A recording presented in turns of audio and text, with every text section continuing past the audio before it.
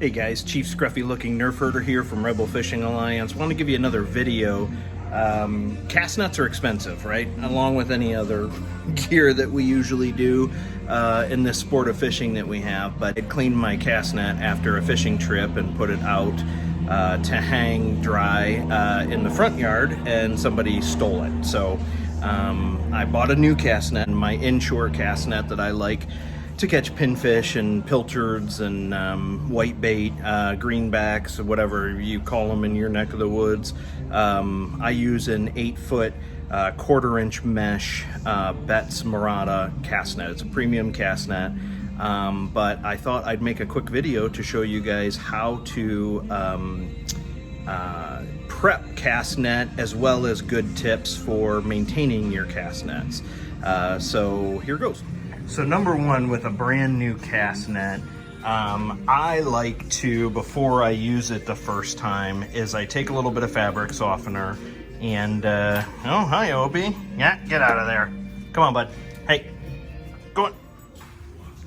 Neighbor's puppy came over and interrupted the video. So back to it. Like I said, when I first break out a cast net, I like to what's called condition it in a little bit of fabric softener. So I take the cast net out of its original bucket. Here's also my kids help me label my cast net buckets, so that because I've yelled at them a little too much when they've been helping me pack the boat, and we might grab the wrong cast net, like my mullet net as opposed to my 1/4-inch inshore net for smaller baitfish.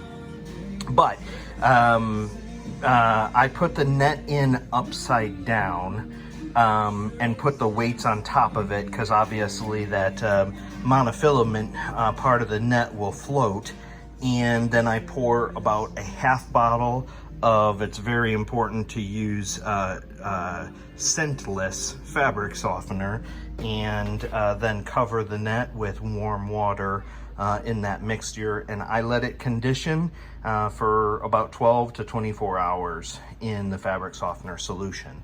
So once you're done conditioning the net, you're going to want to take it and rinse it completely with clean fresh water, and then let it dry before you store it.